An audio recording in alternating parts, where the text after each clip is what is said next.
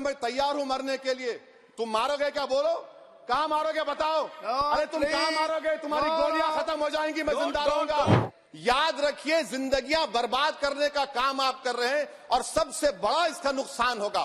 किसका नुकसान होगा? दलितों का, मुसलमानों का, आदिवासियों का। सर, मुझे पुलिस ने पीटा सर। 1999 22 दिसंबर को मेरे सर पर 20 टाके लगे, पीठ से लेकर पैर तक मारा गया। आपको मालूम सर क्या हुआ? तेलुगु देशम की सरकार थी, उन्होंने उन दोनों पुलिस वालों को जिन्होंने मुझे मारा था उनको आईपीएस कन्फर कर दिया। और ये सरकार को मैं चार्ज दे रहा हूं, आप चेक रिपब्लिक में निखिल गुप्ता बैठा है, लेके आओ ना उसको। कुलभूषण यादव पाकिस्तान में बैठा है, लेके आओ ना।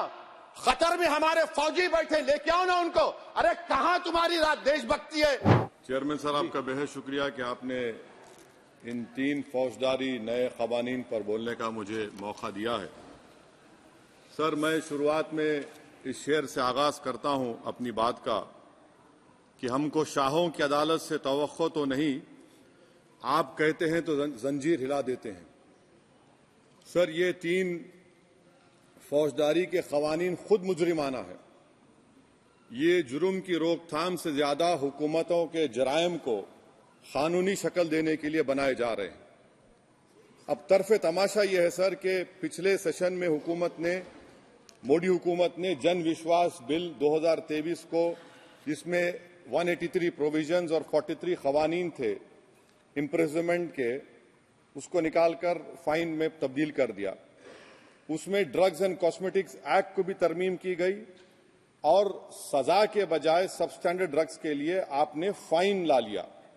तो मैं ये बोलना चाहूंगा सर कि सबस्टैंडर्ड ड्रग्स के मैन्युफैक्चर के लिए आपने जेल के बजाय फाइन उसमें तब्दील कर दिया तरमीम करके। तो ये जरूरी है बोलना इस ऐवान में कि जन विश्वास के नाम पर आपने इस सबस्टैंडर्ड ड्रग्स से आवाम को खतरे में डाल दिया। अब आप डीक्रिमिनलाइजेशन की बात करते हैं, जहां पर कंपनीज को सजा देना था वहां पर आपने नहीं किया, फाइन में तब्दील कर दिया। और जो कवानीन नॉन वायलेंट क्राइम्स हैं, सेडेशन, डिफेमेशन, उसको आपने इस नए क्रिमिनल लॉ में ला लिया। तो सर, ये बात साफ हो गई कि जन के लिए अविश्वास, धंधे के लिए विश्वास, ये इस हुकूमत का नया मंत्रा है। और लाइटर वेन में अगर मैं कहूं तो जॉन अलिया ने कहा था कि जुर्म में हम कमी करें भी तो क्यों, तुम सजा भी तो कम नहीं करते। सर, आज सच्चाई इस देश में यह है कि सूट पहनने वाला क्राइम से जुर्म से बच जाता है, जेल से बच जाता है। एक खाकी पहनने वाला किसी को करीब से गोली मार सकता है, हथकड़ी पहने हुए मुजरिम को, उसको कुछ नहीं, जवाबदेही नहीं है। सच्चाई हमारे मुल्क में यह है कि इस ऐवान में जिन पर टेररिज्म का चार्ज है वो इस कानून पर वोट डालेंगे कि टेररिज्म क्या है, नहीं है।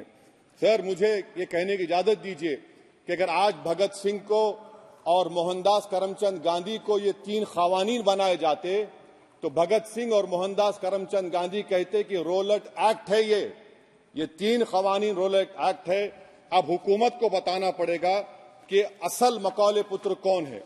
सर, सच्चाई यह है कि इस मुल्क के गरीब, दलित, मुसलमान, आदिवासी, इनके लिए जिंदगी से बड़ी कोई सजा नहीं है। और क्या जुर्म है पता ही नहीं इनको।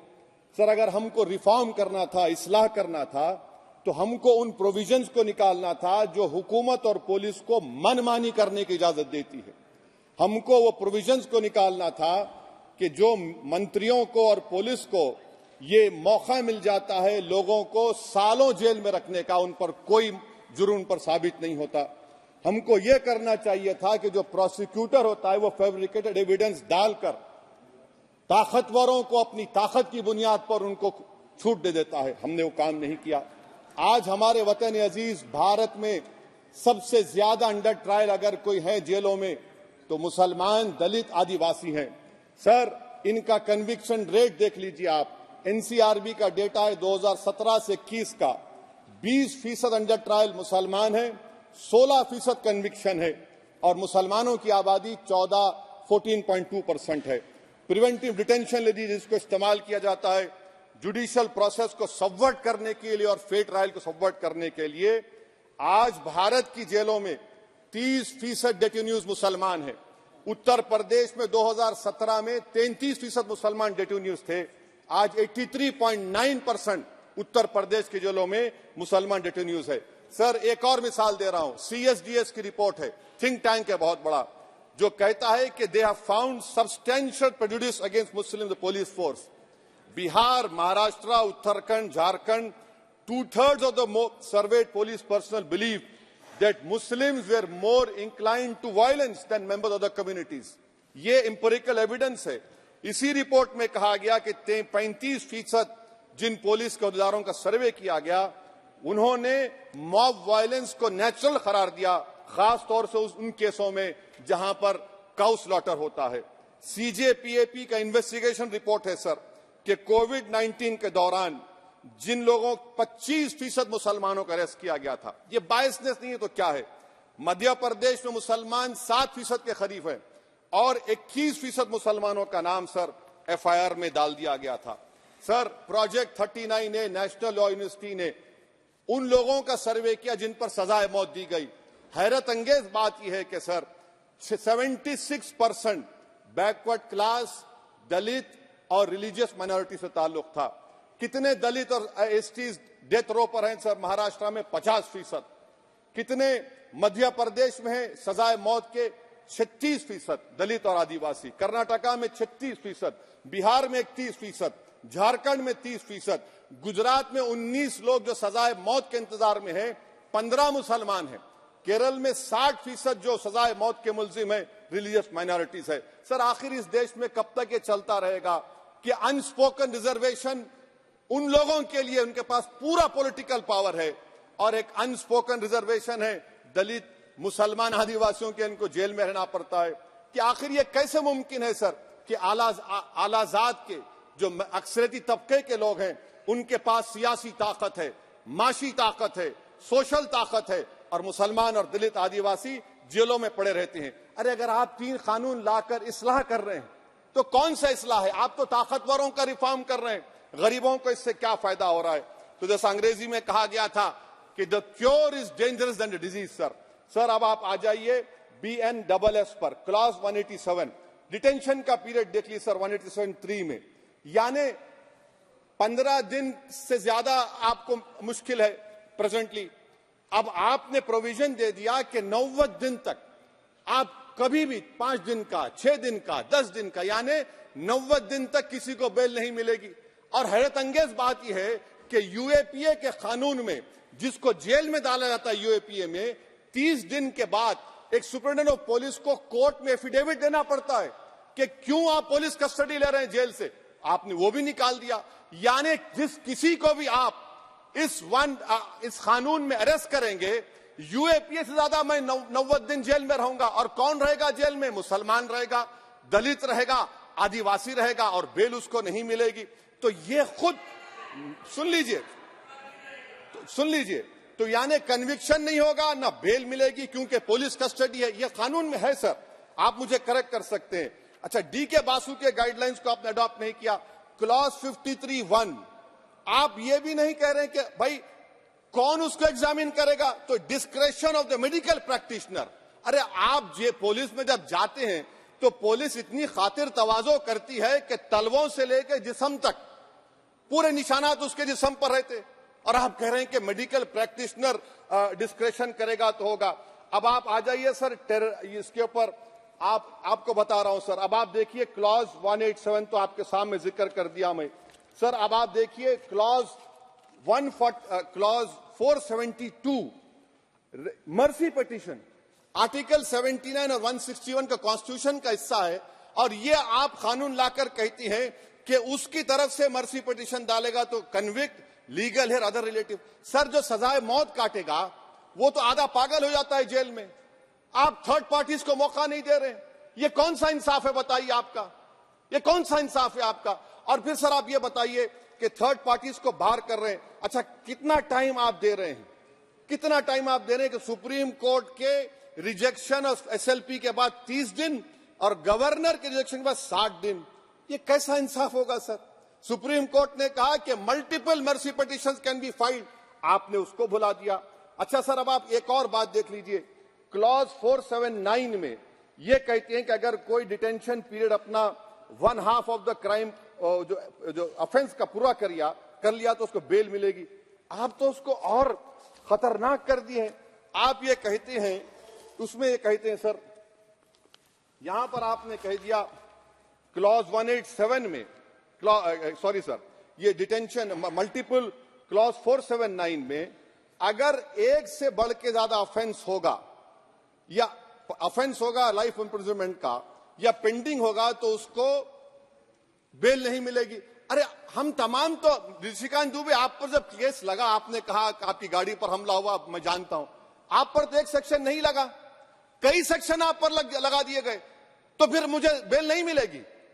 ये क्या कर रहे हैं आप, किस लिए कर रहे हैं आप अंदाजा भी लगा रहे भाई आज आप वहां बैठे, कल आएंगे इंशाल्लाह, फिक्र मत करिए। पावर इटर्नल नहीं होता, ये तो कुदरत का निजाम है कि जो गंदगी करता है तो उनके लिए किसी और को मौका मिलता है, मगर आपको आना पड़ेगा एक दिन। आप ये गंदगी कर रहे हैं। अच्छा सर, ये बताइए कि हमने आप किसको कितना पर्सन्स वर पेंडिंग प्रोसीडिंग्स इन मोर देन वन ऑफेंस, और चार्जशीट में कई आते हैं। यानी जब हम पर केस बुक होता है सर तो फूल का गुलदस्ता आता है, हर सेक्शन होता है उसमें, तो मुझे बेल नहीं मिलेगी। तो ये एक बात है सर। फिर आप आ जाइए सर, मैं आपको बताना चाहूंगा सर, यहां पर आपको, सॉरी सर ये इतना बड़ा बिल है। फिर आप टेररिज्म पर सर, बीएनएस का टेररिज्म सर, ये बड़ा ही डेंजरस आपने खतरनाक आपने काम किया है। इससे दहशतगर्दी का मुकाबला नहीं होगा, सिविल लिबर्टीज खतरे में पड़ जाएंगे। और सबसे बड़ी बात तो यह है सर, इसमें आपने नोटिफाई करेंगे किसी को टेररिस्ट, कोर्ट क्यों नहीं करेगा, पुलिस वाला कैसे करेगा मुझे टेररिस्ट नोटिफाई, किसी ऑर्गेनाइजेशन को टेररिस्ट घोषित कर देंगे। तो ये खुद सेपरेशन ऑफ पावर्स का वायलेशन है, जुडिशियल इंडिपेंडेंस का वायलेशन है और इंदिरा गांधी वर्सेस राजनारायण केस का वायलेशन है। तो ये मोदी सरकार जुडिशरी के पावर्स को छीनकर खुद जज जूरी एग्जीक्यूशन बन रही है। किसी शायर ने बड़ा अच्छा कहा था सर, वही कातिल वही मुखबिर वही मुंसिफ ठहरे। सर मैंडेटरी वीडियो रिकॉर्डिंग आपने कहा कि जिस जगह पर पीस प्लेस पर सर्च होता है वीडियो रिकॉर्डिंग की, मैं ये कहता हूं कि जब मेरा अरेस्ट होगा वीडियो रिकॉर्डिंग करिए, क्यों नहीं करते आप? जब मेरे घर पर पुलिस आती है वीडियो रिकॉर्डिंग करिए, जो मैं पुलिस को देता हूं उसकी वीडियो रिकॉर्डिंग करिए, विटनेस स्टेटमेंट होगा क्लॉज 183 में उसका वीडियो रिकॉर्डिंग करिए। क्यों नहीं आप पैसे देते कि हर पुलिस वाले के जिस्म पर एक वीडियो रिकॉर्डर हो और एक्यूज को मिलना चाहिए, आप नहीं मिलता एक्यूज को। हाँ आपको नहीं है, मैं जानता हूं। क्लॉज 250 और 262 सर इनकंसिस्टेंट है। तो क्लॉज 250 में 60 डे टाइम लिमिट है डिस्चार्ज के लिए। अगर एक्यूज को कागज नहीं मिलता है, हम सब जेल में गए, मैं कई मर्तबा जेल में गया हूं, ससुराल में इतना नहीं गया जितना जेल को जाने का मुझे मौका मिला, चाहे कांग्रेस की तेलुगु देशम की हुकूमत रही है। सर कुछ लोग क्लॉज 262 है, क्लॉज 262 में डिस्चार्ज एप्लीकेशन है, वो फ्रेमिंग ऑफ चार्जेस के बाद डाल सकते हैं। ये it defeats the purpose. What is the discharge application which is to prevent police from using delay tactics? Discharge always precedes framing of charges. आप मैं उस वक्त तक डिस्चार्ज नहीं डाल सकता जब तक कि वो नहीं होगा। अच्छा क्लॉज 251 263 देखिए sir, time limit for framing of charges in cases of session trials 60 days of first hearing charges, warrant charges should be 90 days। मगर आपने क्या किया, होशियारी देखिए, बर्बाद करने का कहानी 193(9) डाल दिया आपने।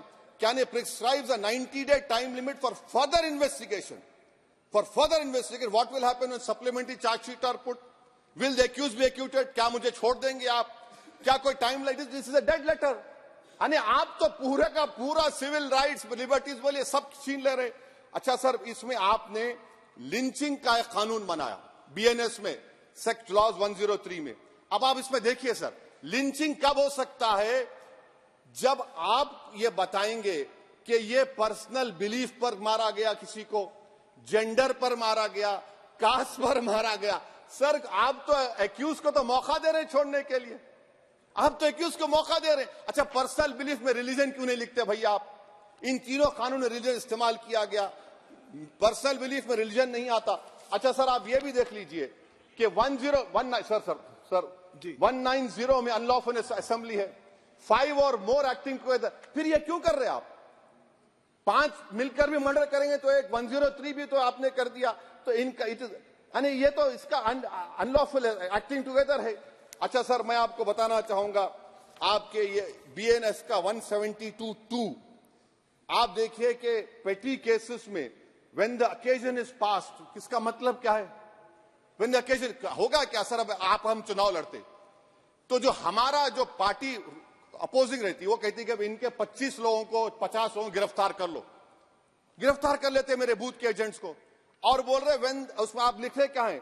When the occasion is passed, माने पास हो जाएगा पोलिंग के 5 बजे छोड़ देंगे। अरे आप अपना ही हाथ काट रहे हैं अपने आप। याद रखिए, आज आप मुस्कुरा रहे हैं, कल यहां पर बैठेंगे कोई और कर देगा काम आपके ऊपर। अच्छा रेप सर, रेप क्या? रेप सिर्फ महिलाओं का होता है, मर्दों का रेप नहीं होता क्या? आपका प्रोविजन नहीं है क्या? स्टॉकिंग नहीं होती है मर्दों की? अच्छा जस्ट होता है सर, आप हंस रहे हैं, होता है, होता है। आपकी हंसी इस बात का इकरार है कि आप जानते हैं किसका हुआ है। तो justice JS Verma sir, justice JS Verma का जेंडर न्यूट्रल बनाइए। अच्छा क्लॉज 69 को, क्लॉज 69 लव जिहाद आ गया। देखिए सर, क्लॉज 6 लव जिहाद आ गया, उसमें बियॉन्ड रीजनेबल डाउट प्रूव ही नहीं कर पाएंगे आप। अब उसमें क्या बताना पड़ेगा? सप्रेसिंग आइडेंटिटी, यानी अगर कोई महिला मोनू मानेसर चोमू चंडीगढ़ से इश्क करती है, बाद में उसको मालूम होता है कि वो मानेसर का नहीं है, चंडीगढ़ का नहीं है, तो क्या क्लॉज 69 एक्शन में आएगा? आप बताइए कि अच्छा अगर कोई ये कहेगा कि मेरा नाम कुछ नाम है, कई कुछ नाम होता है जो कॉमन नाम होता है मुसलमानों में, दीगर मज़ाहिब में, तो क्या वो सेक्शन अप्लाई होगा? ये क्या आप कर रहे हैं? अच्छा आपने अडल्ट्री को निकाल दिया, आपने होमोसेक्सुअलिटी को निकाल दिया, तो ये कंसेंशुअल सेक्सुअल रिलेशन जो 18-20 साल के ऊपर के लोगों में करते हैं, मैं इसका खिलाफ जरूर हूं मजहबी एतबार से, मगर आप क्यों उनकी ऑटोनॉमी को रोकना चाहते हैं? अच्छा सर, सेक्शन क्लॉज 1093 बीएनएस का, आपको it does not require knowledge और intention part of person facility commissioner organise crime. ये मैं 5 मिनट दीजिए सर। सर बीएनएस का आप सेडेशन पर देख लीजिए, सेडेशन को आपने दोबारा ला लिया, लफ्ज सेडेशन इस्तेमाल नहीं किया आपने। 3 साल से 7 साल आपने सुप्रीम कोर्ट को अंडरटेकिंग दी थी कि प्रोविजन नहीं लाया जाएगा। तो चेयरमैन सर, यहां पर हिंदी के एक बहुत मशहूर कवि का वो शेर मुझे याद आ रहा है, मैथिली शरण गुप्त का, कि राज्य को यदि हम बना लेंगे भोग तो बनेगा वो प्रजा का रोग, फिर कहूं मैं क्यों ना उठकर हूं आज मेरा धर्म राजद्रोह। कार्ल मार्क्स ने कहा था sir, history repeats itself first as a tragedy, second as a farce. आप क्लॉज 195(1)(d) देखिए, it criminalises the making of publication of false and misleading information jeopardising sovereignty integrity of India. Vague है, यानी जो कोई भी पत्रकार investigative journalism लिखेगा आप उसको इस्तेमाल कर लेंगे और जेल की सलाखों में उसको डालकर आप सड़ा देंगे। सर मैं आपको और एक बात बताना चाहूंगा कि रैश एंड नेग्लिजेंट एक्ट जो आईपीसी में था 2 साल थे, 304, आप उसको बढ़ाकर 5 साल कर दिए 1061 में, बीएनएस 1 में। और rash and negligent driving 304 IPC में था 2 साल की सजा, आपने 10 साल कर दिया। ये क्रिमिनल जुरिस्प्रूडेंस का हिस्सा नहीं है। अच्छा क्रिमिनल ऑर्गेनाइजेशन, उत्तर प्रदेश में यूपी गैंगस्टर एक्ट में एक चार्जशीट में गैंगस्टर एक्ट लगता। सर आप बताइए फिर यूएपीए का क्या होगा, पीएमएलए का क्या होगा, महाराष्ट्र मकोका क्या क्या होगा, गुजरात के कोका क्या क्या होगा? आप ये सब कानून रख रहे हैं और एक पुलिस वाले को आप ये तमाम कानून की इजाजत देंगे? याद रखिए, जिंदगियां बर्बाद करने का काम आप कर रहे हैं और सबसे बड़ा इसका नुकसान होगा। किसका नुकसान होगा? दलितों का, मुसलमानों का, आदिवासियों का। और वो पॉलिटिकल पार्टीज जो कल आज सत्ता में है, कल नहीं रहेंगे, वो बदले की भावना से काम करते हैं। सर मुझे पुलिस ने पीटा सर, 1999 22 दिसंबर को मेरे सर पर 20 टाके लगे, पीठ से लेकर पैर तक मारा गया। आपको मालूम सर क्या हुआ? तेलुगु देशम की सरकार थी, उन्होंने उन दोनों पुलिस वालों को जिन्होंने मुझे मारा था उनको आईपीएस कन्फर कर दिया। अरे मैं तैयार हूं मरने के लिए, तुम मारोगे क्या? बोलो कहां मारोगे बताओ? अरे तुम कहां मारोगे? तुम्हारी गोलियां खत्म हो जाएंगी, मैं जिंदा रहूंगा। अरे तुम्हारी गोली डरने वाला बैठो तुम, अरे चप्पन देके बैठो तुम। प्लीज प्लीज आप बैठ जाइए। टेररिज्म का देखिए सर, आप बैठ जाइए प्लीज। यूएपीए का सर मैं खत्म कर, टेररिज्म उनको रोकिए sir. Okay okay please sit down sir. Terrorism का डेफिनेशन में आप देखिए, यूएपीए का सेक्शन 16 यूएपीए का सेक्शन 16 क्लॉज 113 में आ गया, यूएपीए का सेक्शन 15 क्लॉज 131 में आ गया, देख लेंगे उसको, देख लेंगे। यूएपीए का आपत्तिजनक अंश निकाल दिए जाएंगे। यूएपीए का प्लीज, क्लॉज 18 113(4) में आ गया, यूएपीए का क्लॉज 18 113(3) में आ गया, यूएपीए का क्लॉज 20 113(5) में आ गया, यूएपीए का सेक्शन 19 113(6) में आ गया। अरे भाई साहब, फिर क्या बचा है? आप यूएपीए से, मकोका से, गुजरात कोका से पीएमएलए सब ला लिए।